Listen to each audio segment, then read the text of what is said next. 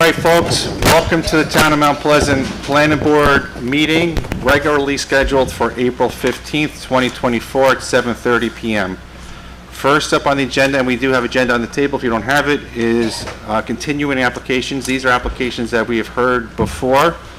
They've taken feedback from the board and our planning consultant and staff, and they've continued to work on their application. And they're here again to present where they are. So first up is proposed 6 Sawmill River Road, proposed addition and renovation to an existing restaurant, so to accommodate new restaurant with a specific event space. Second floor addition is proposed above existing main building footprint for 3 offices, storage room, and half baths. New accessory structures for pergola and tiki bar, changing room with bathroom. Application site plan number SP 23-08. Location 6 Sawmill River Road, Hawthorne, New York. Section block lot number is 116.7-1-15. Zone CGC. Owner, HIDA Realty Corporation. Applicant and contract vendees, Michael Pasqualini. Architect is Manuel Design Associates. Engineer is Alfonsetti Engineering, PC. And I probably didn't say that the correct way. Close enough. Close enough. Thank you very much. Come on up and let's hear what you have.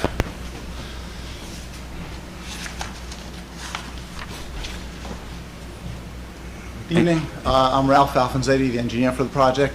Our team is here, Philippe Manuel, Brian Dempsey, traffic consultant, and the owner-operator. So I'm going to ask you just one quick thing, just an administrative thing. Sure. Can you grab that mic?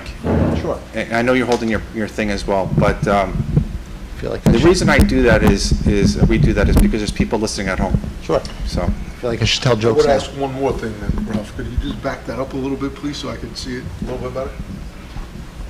Thank you. Good. Works for me. Everybody else can see. thank you. All right, so as everyone knows, this is 6 Sawmill River Road, the old Gasho restaurant. This is the existing conditions. This is the road right here, Route 9A. Parking lots, parking lot, existing building, water feature behind.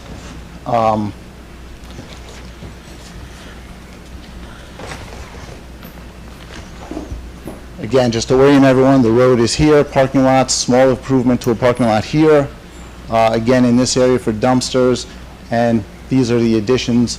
We are capturing the stormwater, proposing stormwater mitigation underground in Cultec units throughout the site. We've done testing throughout the site. We're here to answer any questions from the team, from me. Okay. Pretty quick and simple. Yep. Any questions or comments from board members? And the drainage and all the water and all that, staff has signed off on that. So there were 2 primary issues that we asked the applicant to expand on the last time around. One was the stormwater management. There's now a SWIP that's been prepared by Ralph that's been submitted to you. I don't believe Dave has completed the review of that document, but it's under review. We also asked them to submit a traffic analysis, which was submitted, and I think if Mr. Dempsey could speak to that this evening, that would be helpful for us.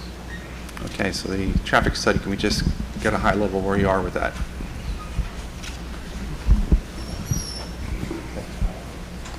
Good evening, Brian Dempsey, licensed professional engineer from the firm DTS Provident Design Engineering. We performed the traffic and parking study. I'm very familiar with the area. Our office was on Skyline Drive for 20-something years now. Well, we just moved slightly. So I drove this road every day for a long time. So we did do a traffic study. We looked at how much traffic would be generated by the project as a restaurant, as a special events facility. And so the special events facility would generate more traffic than as a restaurant because there are more seats, there's more activity. So we used the Institute of Transportation Engineers publication, Trip Generation, to determine how much traffic would be entering and exiting. We were conservative in our projections, and estimated during an event, you'd have about 80 vehicles coming in, 20 vehicles coming out during the peak hour, because with these events now, my daughter's getting married in 2 weeks, so I've been going through this. For large events, you end up having limos and buses and people taking Ubers, and not everyone drives anymore to these, if they're drinking or whatever, and they carpool.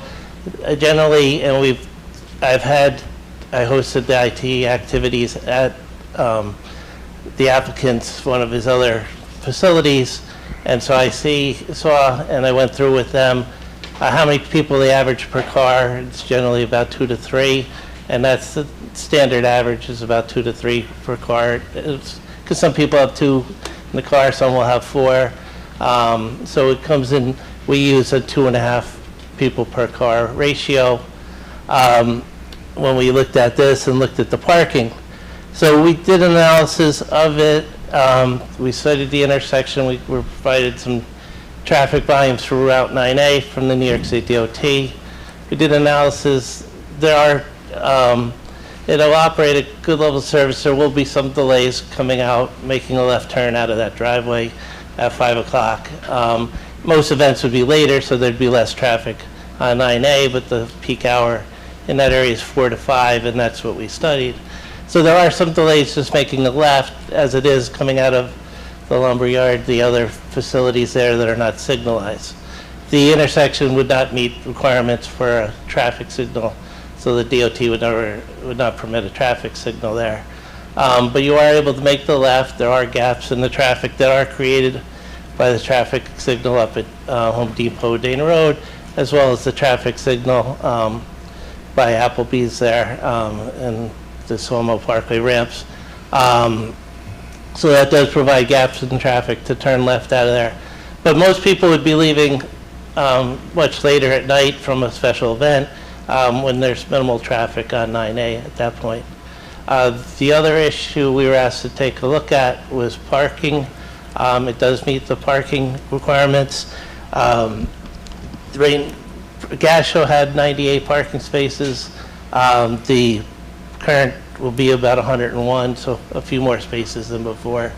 As I said, it does meet the zoning code regulations for. So now how are you going to create a few more parking spots? Is it relining, or how are you going That Ralph will answer. Okay. Good answer. Do you want to answer that now, or Hold put off it on back? that thought. We'll get that, let you go through your traffic. Okay, and so in terms of capacity, the restaurant has a capacity of 96 people. So even every person drove by themselves, there's plenty of parking. So there's plenty of parking during the restaurant activity. The special events could have a capacity up to about 256 people based upon the square footage. Most events, based upon talking with the applicant, would be between 60 and 100 people. Weddings generally average about 165, 180, which going through with my daughter, that's about the number. And then so we looked at an event with a little over 200 people and looking at the ratio of 2.5 people per car and counting for employees who would also need to park. Most of the employees carpool, or some take the train and they'll Uber from the train over to here. This is similar to their facility in White Plains of how the employees operate also. And so we accounted for all that, and we do still show that there's enough parking with some room to spare. What we did recommend in our study, though, is for events much more than 200, when you that they be monitored, and for very large events, you consider using a bus from the hotel that's nearby, if it's a wedding and such. I know we've gotten 2 buses with this wedding. That significantly reduces the amount of parking. Or some rent 15-passenger vans and use them to shuttle people back and forth also. And again, others are using Uber. This way they don't have to worry if they do drink, they're not driving. And so that's, so it keeps the parking lower than it's there. There will be valet parking during the major events, which will allow for additional ability to park. There are Beeline bus stops in the area. However, there are no sidewalks in that area, so it is tough to walk from where the bus stops are now. Okay. So did you base your study off of current environment, including the existing traffic that is going up and down that road for Amazon today? Well, the data we got from DOT was a little bit older before Amazon was there, so we increased it by 5%. Amazon, their trucks, the employees come in earlier, the trucks then leave at 10 o'clock. Yep. And then come back throughout the day up till about 7. But when people are coming and going here, it's pretty much after the majority of the Amazon traffic is Yeah, going. and I probably know the answer to the other question, which is North 80, because that's out there too. Yeah, and that's been considered. But, okay, so your traffic study did not really accommodate, We didn't add too much additional, but we added a 5% increase over what's there now during the peak hour. okay, so it's a 5% decrease, all right. Anything else? No. Okay. I have one question. What is the line of sight coming out of this facility southbound and northbound? There is decent line of south. We looked at some crash data too. There was not a crash history coming out of Gasho. One thing that improves the line of sight is there's about a 200-foot shoulder right before the driveway. So coming from Dana Road, coming from the south. So that provides additional sight distance, looking up the hill basically. Then looking to the right, you can see a good distance in that distance too. So we did check the sight distance there. I have a question about the parking. You said that you meet the town parking requirements for the restaurant use. Is there a different parking requirement for the event space use? For the event thing based upon the. So you meet the requirement for both? Yeah. Okay. And they won't operate at the same time? No, so they would we're have, good. Okay. they would not occur at the same time. Okay. Okay. Mr. Chairman, the town engineer requested that Brian look at 2 additional intersections that I don't think you looked at. And we can give you the trip generation numbers for the North 80 too, if you could incorporate that into your assessment. Okay, yeah, I did not receive any. Okay, we would need that problem before the public hearing, so, but you have some data already in place that could help you, so. Yes. Okay. Anything else? No. Anything else from board members? Okay. So Pat, is this application ready for a public hearing? Subject to. So I think you could schedule a public hearing if the information that I just referenced is unavailable, you can postpone. So let me be clear on that. So, yes. So everything on 9A that gets developed, whether it's this building or anything else, the big conversation now is traffic. So you're a very important, pivotal person in this conversation. So we're going to have to make sure that we have all the data collected from the 2 additional streets plus the data from North 80 incorporated as part of your study. So that's one conversation we need Pat, to have. what are the other 2 streets? I think Dave's dealing with an issue, so. Okay, and that was being with Dave about other Well, stuff on 9A. We'll get that for you, but you need Okay. to, we'll have that all that.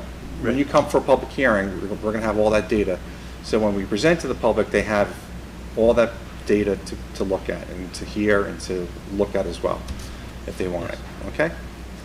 So with that being said, we have an application that we understand is conditionally ready for a public hearing, presuming they get this additional data. What do you want to do with this application? I'll make a motion, move to a public hearing. We have a motion from JD, Second? second from Eileen. Walter, Aye. Jane, Eileen, Aye. JD, Aye. and an aye for me.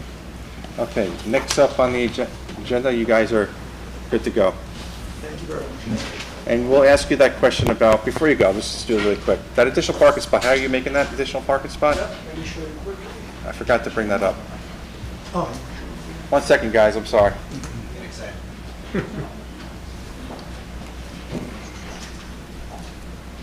So we're adding some additional spaces here. Yep, They're not shown on this, but the lines are. next to the building.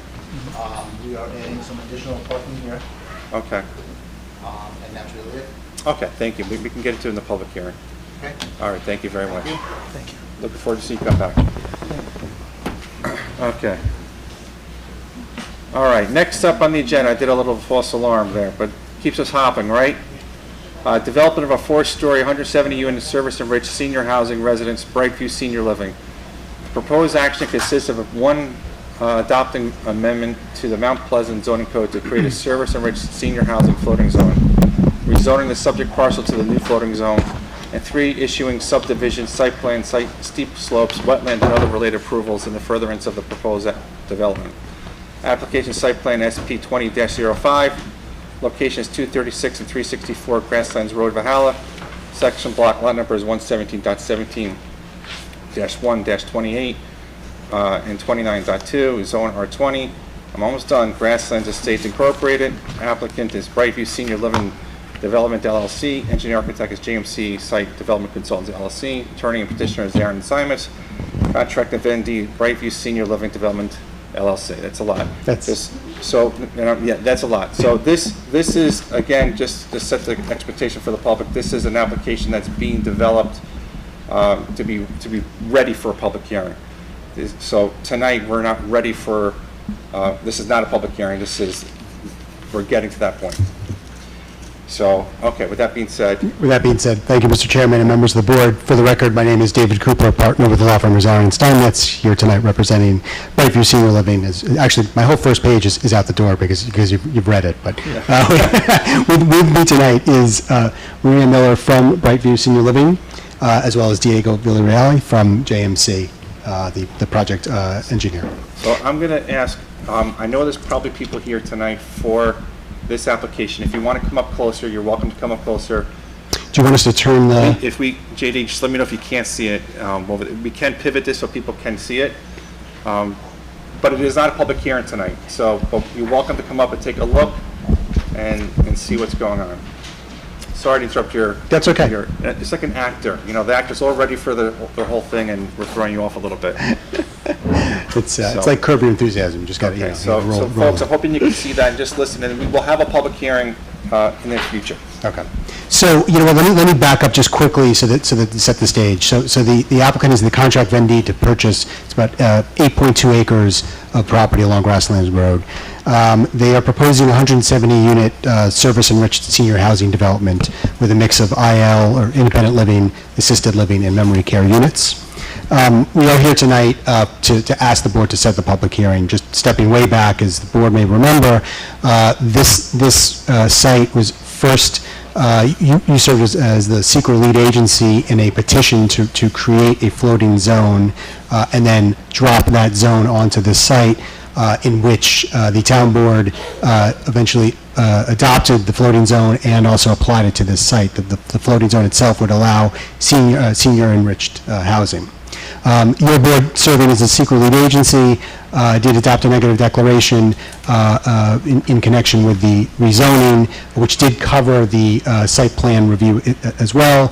Once the zoning amendment was adopted and the floating zone was applied to the site, now we can move forward on the site plan review. So that's the procedural posture we're in right now before your board. We were last before your board in August of last year, where you gave us a lot of homework to do. One was to respond to Pat's comment memo, both on the applicability of the zoning as well as the site plan itself, as well as working through some engineering questions with Dave Smith. We have, since August, worked with both Pat and Dave. We believe in the record there are memos which indicate that most, if not all, of the substantive comments have been addressed. There are a couple remaining from Pat. We can go through that tonight. In addition, as the board may remember, Brightview is proposing to undertake significant improvements to water infrastructure in the area, which would essentially hook up about 67 other properties into a new water district, either taking property owners off of outdated wells or bringing property owners that are in the Greenberg Water District paying out-of-district rates, bringing them into in-district rates, which would reduce about $4 per 1,000 gallon of water used. In August of last year, right about when we were before your board, the town board adopted a resolution creating the Pleasant Ridge Water District, which was essentially the district that Brightview would be investing in and creating all the improvements. There was a referendum that was required. That referendum didn't go forward until December of last year. And I think it was December 19th, the referendum passed, and so now the water district is created. So assuming that this project moves forward, 67 properties, actually 68, because this would be the 68th, but 67 properties would then be able to be brought into this water district in district rates with new water infrastructure. That has all been said as to why we haven't been here since August. Essentially, we were responding to comments and then also waiting for the referendum to move forward. So we are here tonight. We did receive Pat's memo confirming that most of the comments that he raised have been addressed. I believe Dave Smith has issued a memo similarly also indicating that there's no further comments. We're happy to take you through the site plan. I mean, it's the same site plan you've seen since August and even before then, but we're here, can answer any questions. Yes, and we have seen it, and this is not a public hearing, but can you give us the high-level overview, because I know the public is here. Okay. So if you can give us the quick high-level, quick notes, and for the public, we will get not the high-level review at the public hearing, we will get a more detailed review, but I want to make sure that since you came out here tonight, I want to make sure you hear what they plan on presenting to you when the public hearing is scheduled. Okay, let me turn it over to Diego to take us there. Yep.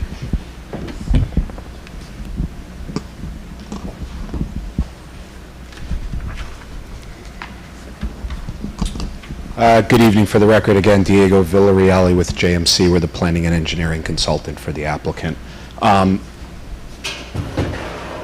This is the board that really has been utilized throughout the various presentations and is consistent with the plan that was presented to this board back in August. The rendered portion of the property identifies the just over 8-acre portion of the property that is proposed to be developed with the Brightview Senior Living Community. As David had indicated before, the building itself is 170 units. The building is located centrally on the property here, and you can see it shaded in that gray color. The building itself has a footprint of about 67,000 square feet, and it is a 4-story building, but it is not 4 stories consistent across the entire building itself. It varies from 1 story to 4 stories throughout, and that's shown on the elevations and the architectural plans that was submitted to the board. The driveway access is opposite the Westchester Community College driveway. It's their western driveway, the unsignalized intersection right now. We're directly opposite that, where access is provided into the property. Directly across that access is the porte-cochere and drop-off area. It's really the main entrance to the building where everybody can enter and go to the various spots within it. This is where all guests, this is where everybody comes into the building directly. From there, you can go to the right or to the left, and the property has parking throughout. It's 122 parking spaces are proposed to support the building itself. Again, the parking lot extends to the east, up and around to the back portion of the property here, as well as to the west along the front portion of the property here.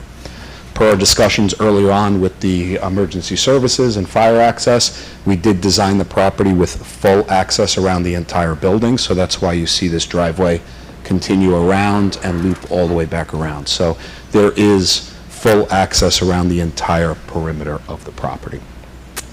Significant part of the property is being maintained as open space.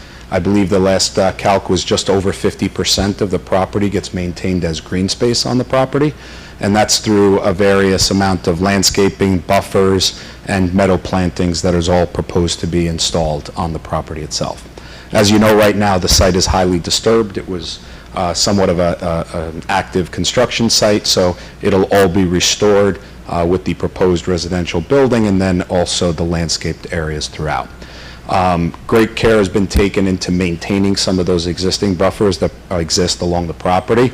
Along the frontage, there is that mature row of evergreen plantings, so a lot of that is being maintained.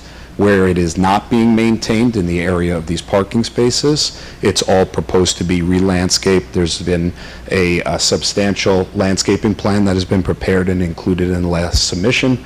I believe Mr. Cleary had a chance to review that as well. But the buffer along the east side and the north side of the property is all being maintained and again supplemented where we can with supplemental vegetation. Diego, can you explain the intersection improvements at the driveway? Yep, coming, absolutely. Yeah, so again, with the landscaping plan as well, there is a lot of garden areas and walkways throughout the property. The garden areas provide direct access, are directly accessed from the building itself. Each of these garden areas have a purpose within the building, whether it's for the independent living use, the assisted living use, or the memory care portion of the building itself. Those sidewalks connect to the outside of the building. It's very important to incorporate walking paths and other things for the residents itself as well. So we have sidewalks and landscaped areas that, again, connect around the entire perimeter of the property. And then finally, along Grasslands Road with the access point, what Mr. Cleary was referring to was we are proposing to do a full improvement to that intersection. That includes widening that location out, providing left turn lanes, and installing a signal at this location so it will be a fully signalized intersection. That was one of the conclusions that came out of the seeker analysis where a traffic study was prepared, and we ended up proposing the traffic signal in that location. So that's really an overview. If the board has any questions, happy to answer it at this time. Thank you. Any questions or comments from board members? Could you briefly tell us about the width of the driveway entering the facility? Yeah, the width of the driveway here in this area? In the say the turnaround. On this, yeah, that was one of Mr. Cleary's last comments. We saw that as well. It is 24 feet wide. However, it is only one way. So the intention for this driveway here is for it to circulate in and out, and people have an opportunity to drop off in that area. As part of our resubmission, we did include a turning maneuver analysis in there. So there is a sheet set in there that shows how vehicles and trucks would be able to maneuver in that area. Understanding the concern that was raised, we wanted to make sure that it was wide enough, and we do feel it is at 24 feet, has plenty of width to accommodate vehicles both dropping off and picking up in that area, and then any delivery vehicles or things like that that may end up in that area as well. So again, The reason I emphasize that, Walter, is the sharpness of the radius underneath the porte cochere. So if a vehicle is, the FedEx guy is in a rush, potentially the 24 feet could be compromised if somebody's sloppy. So Diego presented that it works perfectly if everybody parks perfectly, but if not, there's potential. So if you could buy a couple of feet, that would be helpful, given the tight radius. Here's what happens. Because I had an aunt in assisted living here and locally in White Plains. Same exact thing with the circle and the drop off, and because of the population and the demographic, they park there. people come in, like myself, and I did it, and you're supposed to stay a few minutes. You stay a lot longer than a few minutes because you push the envelope, and there's really nobody checking you. So it gets to be a very cumbersome spot because then the van comes in, the FedEx comes in, everybody's dropping off, picking up, and it's like the epicenter of the community. So I think the Pat's comments that he provided, that's a very good comment to make because it is a very, very busy spot in the community. Look, we can look at it just a bit more. There is an opportunity to stretch it out just a bit on either side. So if it is another foot or two that we think would help the situation, I think we could certainly incorporate that into the plan.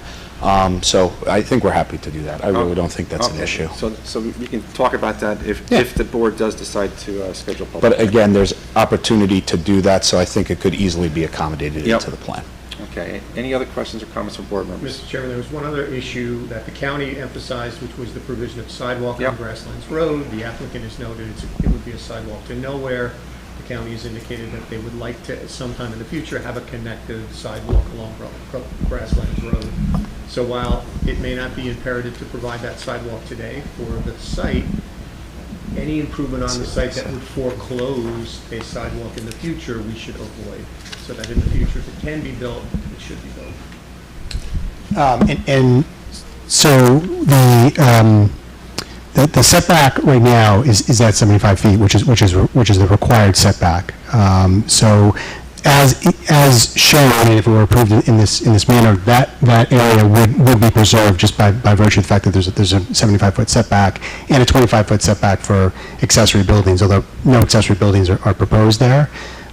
So I think that the site plan, if it's approved in this fashion, would accommodate that if in the future the DOT does want to take property, because the issue is they won't allow, the DOT will need that property and they'll have to take it as part of their right-of-way if they're going to. David, if you could clarify, or Diego, none of the larger landscaping would be in that area where the sidewalk may go. If you could modify the plan or adjust the plan so that if the sidewalk goes in, you're not removing good stuff.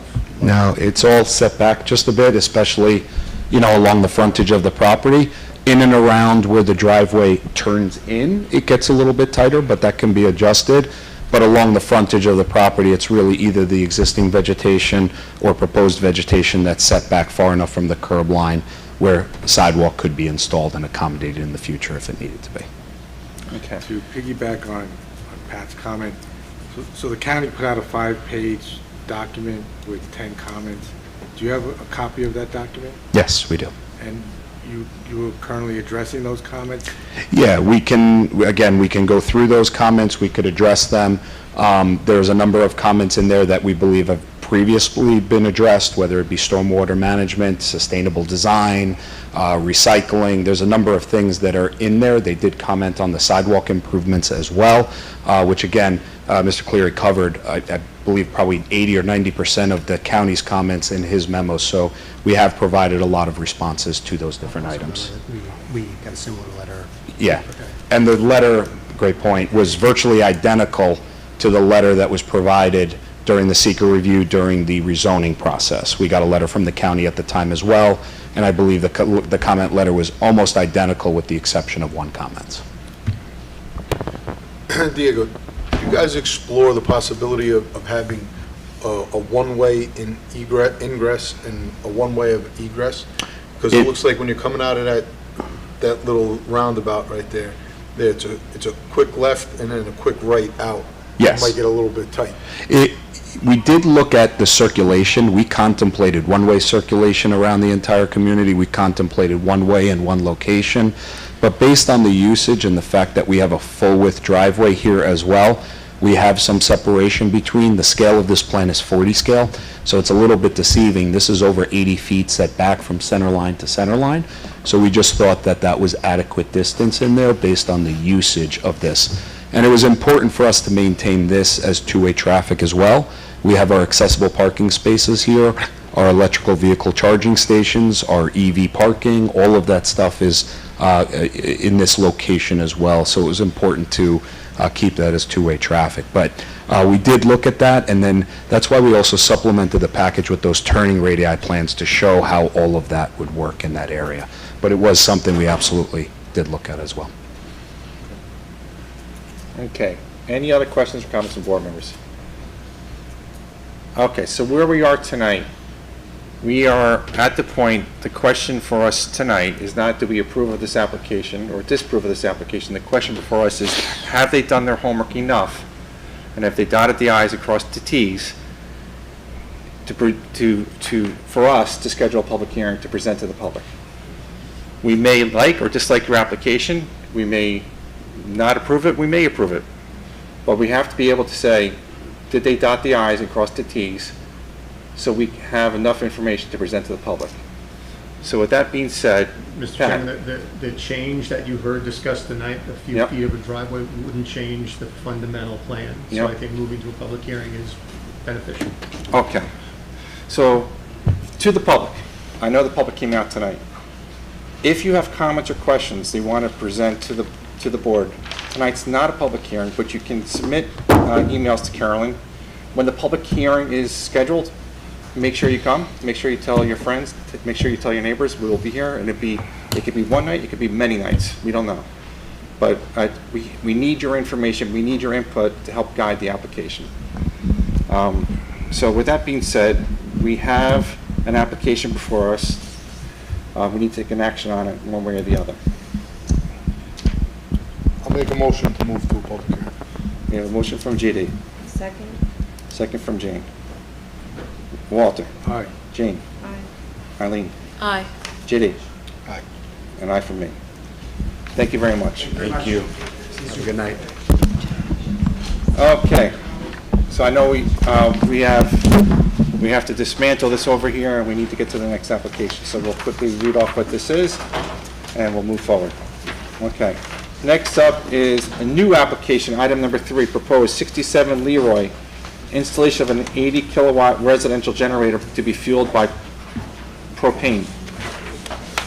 Application site plan SP 24-7, location 67 Leroy Road, Chappaqua, New York. Section block numbers 99.6-2-18.1, zone R40, owner Kevin Orzini, applicant is Marco Gonzaga. I think I said that right, maybe I did, maybe I didn't. I'm Ken Anderson, but Okay. Now so you it doesn't might. matter. Okay, and architect is Runoff Architects. Yeah, I'm Ken Anderson from Granoff That's Architects. a big. How are you? He did a great job. Sorry. Everybody's always flopping off. You got this whole board system, that's good. I did drop it before I put it on. so. Anyway, good evening, board members. We were before you a couple of months ago for a steep slope permit for this garage over here, which we did get a permit for. We started construction, and I'm actually here helping the electrician because he filed for a generator application, and I guess there's a rule that if it's above 48 kW, we have to come to the planning board. So he has a 48 kW generator existing there. I guess a year or so ago, he's converted a lot of his air conditioning and heating systems to electric heat pumps, and it requires a bigger load. So he just wanted to upgrade his generator when he did all this work, and then that's why we're here this evening. So we're putting the generator in the same location. It was here. We're just kind of moving it away a little bit, but you can see the distances to the various properties is it's about 160 feet to the northwest, and then to the back it's about 113 feet. So I think we're supposed to meet the accessory setback, and we more than meet that. Okay. Anything else? Nope. Okay, so the wetland on the property, can you just enumerate where that is? This is the wetland here. Yep. That's the delineation. And the buffer is this, sorry, it's this sort of squiggly line here. Okay. Okay, and do we have that marked yet? Do we have a marker on the site yet for the buffer? Yes, yes. We do have a So there's marker. a silt fence, I don't believe there's the stakes that define the wetland boundary and the wetland buffer. The engineering department has noted that, and they've asked that be placed on the site. So every time we have a wetland boundary and a wetland, we ask this to be formally. Oh, okay. All right, I'm sorry. I wasn't aware of that. Orange flags are fine. Okay, but that's something we can remediate Yeah.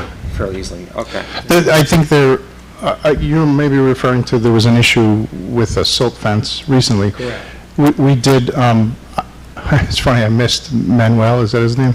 I missed him by a few minutes, but the builder put another silt fence, but one of the original silt fence that they did put in, I think encroached in the buffer a little bit, but we decided it was best to leave it there to have double protection rather than to remove it Yep. and cause And problems. that work was done through the building department, so that's been corrected. Yeah. The staking of the boundary. Yeah, I was unaware of the staking, sorry. So that would have to be addressed before we,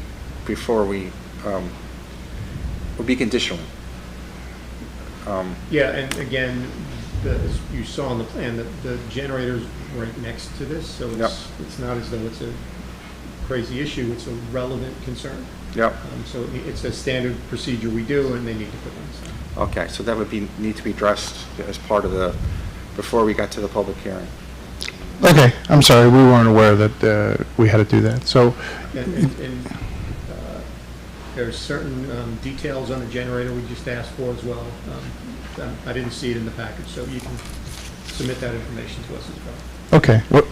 I'm sorry, Pat, was there a, I don't know if you had the memo. I didn't get a memo, so that's why I'm Okay, so asking. other than that, It's a straightforward application.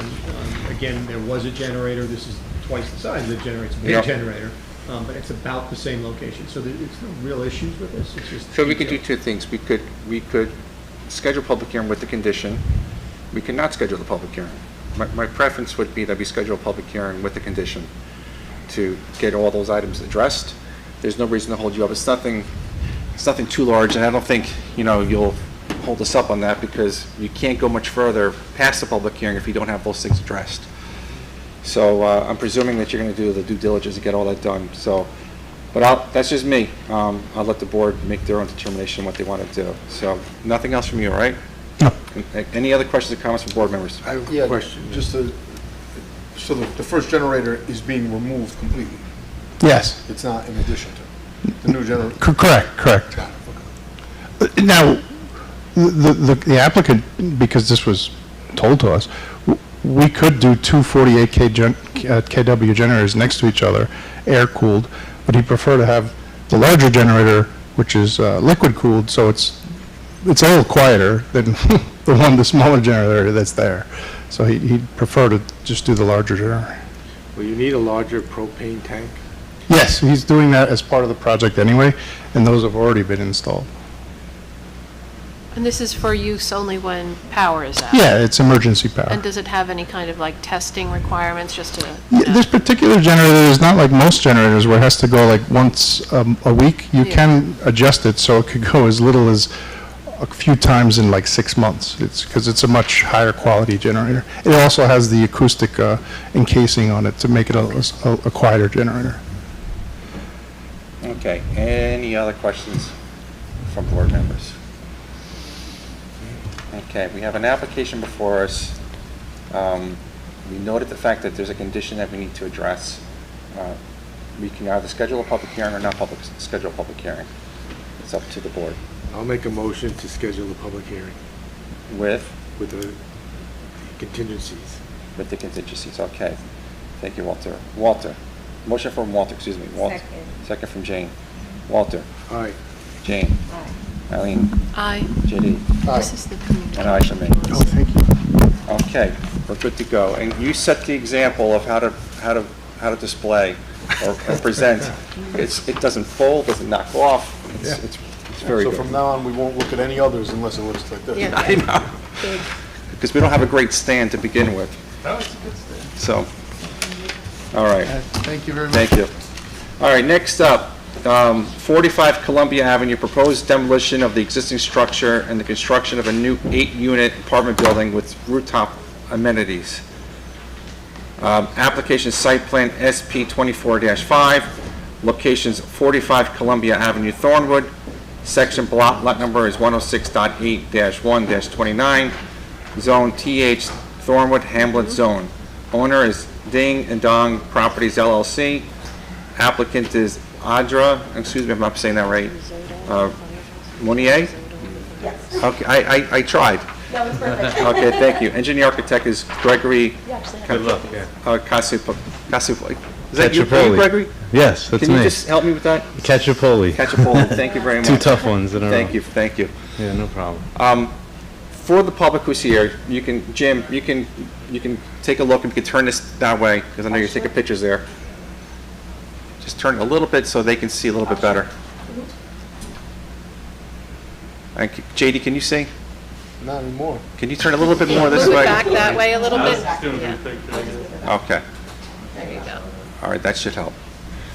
Okay. All right, so just state who you are and do a couple administrative things. Grab the mic, just realize you are on TV and this is your moment to shine. So just speak into the mic and just make sure the public can hear you here as well as in TV land. Okay. State who you are for the So- record and all of that. Audra Meunier. I'm the project manager of this building. We're looking to propose a 4-story residential building with 8 ADA compliant units. We are looking to provide our parking at the ground level of the building itself, and the residential units are on the second story, third story, fourth story. We're also looking to provide amenity space at the rooftop of the building. On the roof itself, we are going to have, let's see, can you do that? We're looking to equip the rooftop bulkhead with solar panels, and then provide living room outdoor areas for the tenants as a gathering space, and a lawn at the center. Our floor plans themselves, at the second floor, we are providing indoor amenity space for the tenants, as well as a laundry room and a multipurpose gathering room. Our lobby is equipped with 2 egress stairs, an elevator that is stretcher compliant, as well as a mail room and package room for the tenants' use. So this could be seen. And how many, I'm sorry, I misheard that. How many apartments in total? How many Apartments in total? apartments in total? We have 8. 8, okay. How many bedrooms? 2 bedrooms per each apartment. How big is the building? The building square footage total, let's see here.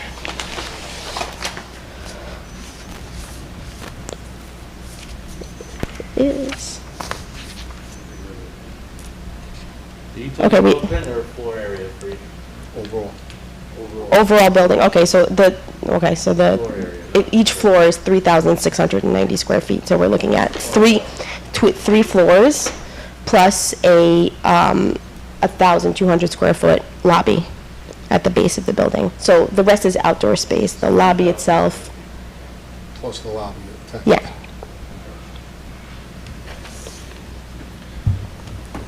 And 16 parking spaces?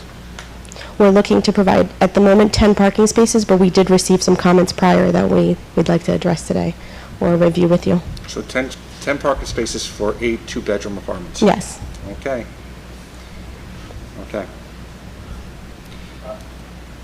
Okay. Greg Cacciapoli, engineer on the project. I actually think I don't think it's gonna be 10 parking spaces.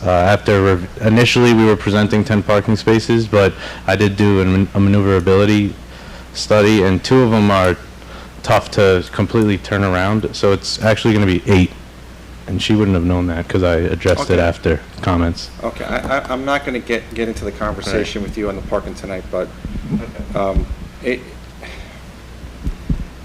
I will. Eight parking spots for 8 two-bedroom apartments is not going to work. It's highly aggressive. I mean, we have enough problems in town already with parking, and now we're going to create another parking problem over here. So I'm not going to argue with you back and forth. I can only tell you my concern as one board member, and I don't know what the other board members are thinking, but that's highly aggressive. And I get what you're doing. Everybody wants to capitalize and make the most use of the property, but that's aggressive. So, okay, but 10,000 square feet fits within the boundary lines and setbacks? We are requesting variances for those setbacks, yes. So we how many have. variances do you need? We need, how many variances is in total? 6. So you need 6 variances. What are they? We're looking for rear yard variance, max impervious coverage variance, parking setback, parking location, building height, and max length of street-facing wall without offset. Mr. Chairman, this was a late addition to the agenda, so no staff reviews have been completed yet on this. So Yep. that's the applicant's interpretation of the variances that are necessary, maybe more, maybe less. Yep. We haven't done it. And then why the rooftop terrace? So we don't have location at the ground level to provide outdoor amenity space for the tenants. So we decided to offset that through the rooftop to provide both parking and amenity. So we have homes behind that location, right? And so now we're going to have this high building with a roof, so it's really, you can argue, even though technically it's only 4 stories, it's really 5 in some ways. I know from your perspective and from building perspective, but you're adding space for people to hang out, right? So we're gonna have a 5-story, including the parking underneath. There's parking, I see 3 sets of windows going up, plus on top of that, a rooftop recreational area. This is just a decorative move, Got it? which follows the code's standards. Yep. This could be eliminated or moved down, Mhm. and we can provide a lot less height. We're looking at 49 feet currently, with the parapet included. I believe 40 feet is the possible Okay. height, so Okay, we're I only think- looking for 4 extra feet of I wanted to give you habitable just, space. the general sentiment of myself, and we see what else, and I'm not going to go back and forth tonight, it's not really worth it at this point. But what are the other thoughts from board members? Can you turn to the site plan page? Or Just the lot layout. Because when I was looking at it, I thought, I didn't like that all the parking was right on the street, so that as you're going, down Columbia Avenue, you're really just, it's very parking forward. And I'd rather have it more toward the back. It's a tricky location, so it's not like you'll be able to shield it with a lot of landscaping or anything because of the road configuration there. So Yeah, and the we did easement try to going provide a trellis between the 2 columns at the front of the building to eliminate the visibility of the parking spaces past the point of the building lot. But it is a difficult lot to arrange parking and allow for maneuverability. Which 2 spaces are being lost, or are you just reconfiguring the layout? With this layout, these 2 compact spaces would be lost. Okay. And where do you have sanitation? So we're providing a trash chute with a trash compactor room at the base, at the cellar of the building, and ownership will hire someone to remove the trash privately 2 to 3 times a week, depending on the... How does the truck get in there? Right, so the truck, we'd have to provide enough height for them to back into the space and remove from the cellar up. So we're gonna have a truck backing into the parking garage with 8 parking spots, trying to maneuver to the back to get the garbage. Okay. Somebody would bring it out.